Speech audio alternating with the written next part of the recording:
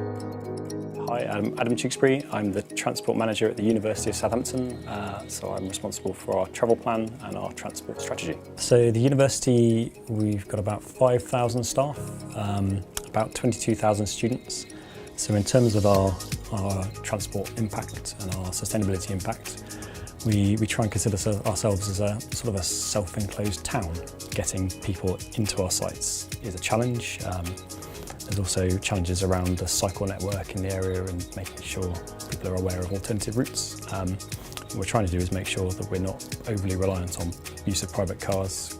We run our own network of buses in the city, the idea behind it being to link all of our campuses together with the city centre, with railway stations, and provide a viable transport option for people commuting into our sites, also visitors coming to our campuses. We contract that bus service with Go South Coast, and that's opened up other options in terms of cross-ticketing. So we can now cross-ticket with a Blue Star bus network and provide connections up to Winchester as well. So we're looking for feedback from our staff, from our students, from members of the public who use our services regularly. It's one of those projects which is seen around the city, and it's part of the way the university engages with the community. It's also an opportunity to react to pressing issues within the city, such as air quality, where we're seeking to reduce our impact. Blatch is a top 100 law firm covering all major disciplines. We have offices in Southampton, Richmond, Lymington and London City. We employ over 300 staff. We are co-founders of Aspire Law, and that's working with Aspire, the National Spinal Injury Charity. We had 115 spaces for almost 200 staff, and everybody wanted one. Limited places to go at lunchtime, increased travel charges. Staff didn't want a car share because unfortunately everyone's got their own kind of priorities after work, and generally just overall loss of staff. We engaged with a local park and ride.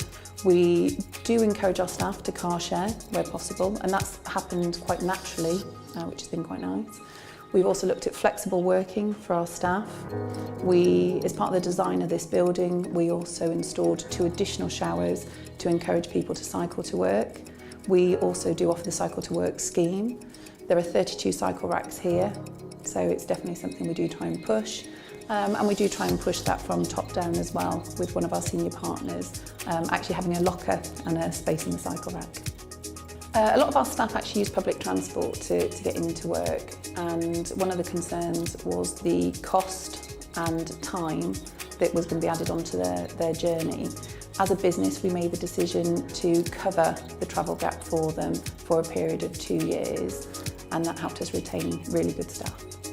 Through evolution, and we've been here now approximately 15 months, we have evolved the car parking policy so it is even more friendlier than it was when we first moved in. Staff morale is up because obviously more staff are benefiting from the on-site spaces.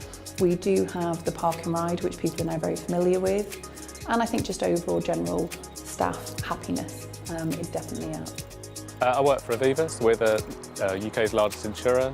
We provide a number of insurance and savings products, home, health, car insurance, and also pensions, investments. Aviva promotes a number of wellbeing initiatives, and I'm part of a local group of health heroes. So we've got around 850 people at this site. We've got around 200 spaces, so not everyone can park on site. We've got a number of people who travel in from quite a distance away. They're obviously affected when they get locally by the number of accidents, roadworks, congestion that can obviously occur. We've also got a number of people who commute in locally, shorter distances. Obviously they're looking to commute in a more healthy way and also reduce their journey time. To enable people to get in, we provide a park and ride facility from Eastleigh Football Club. Ample parking, good bus service during the day. And we've also got a number of good facilities for people who choose to commute on their own steam, so either cycling, running, walking. So we provide showers, lockers, got drying facilities. That's really encouraged a good cycling community. We've bought in equipment for staff to use to maintain the bikes, and also to have lights and things like that, locks that they can use. There's an active running community. They do a regular newsletter and they go out quite a lot. A number of people run in as their commute. They also do their park runs and go for regular lunchtime runs. And they also do a little competition, a mile competition once a month to see who can run the fastest. There's also a couple of successes in particular. So someone now commutes their entire 25-mile journey about once a week, and then another guy has also learnt to ride from scratch and now is commuting in on a regular basis from Southampton.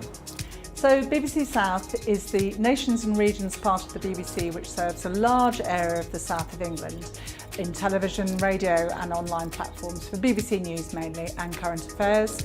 We have 120 staff approximately here in Southampton and another 130 spread across the region in Oxford and Dorset. So we have found that whilst quite a few of our staff already travel to work by bike or cycle in, some of them because they live locally, a lot of our staff are spread across a large rural area of Hampshire and Dorset and Wiltshire in some cases, and find that public transport doesn't serve them that well in order to get into work.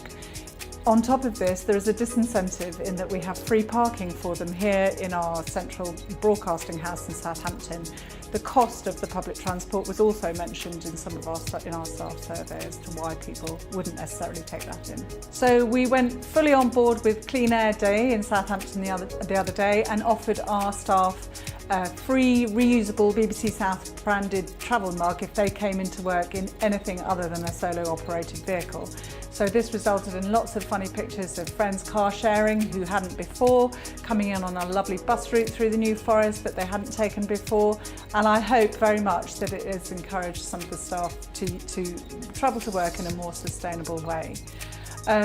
On top of this, we are working with Southampton City Council in order to use some access funding to install electrical charging points here in our car park at Broadcasting House. We have seen an increase in the amount of debate over this issue and how we cut carbon emissions as an organisation in general. So that's a great thing. I'll yet to see whether we have more car sharing, but all of these things hopefully are leading to a better situation for us in terms of sustainable travel.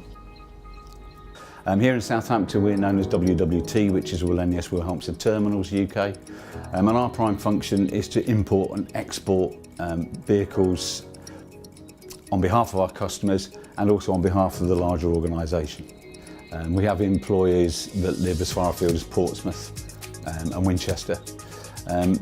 We also have a challenge because we're a 24-hour organisation, so some of our people will come to work when there isn't any public transport, so the main means of getting to work is either by car or by cycle.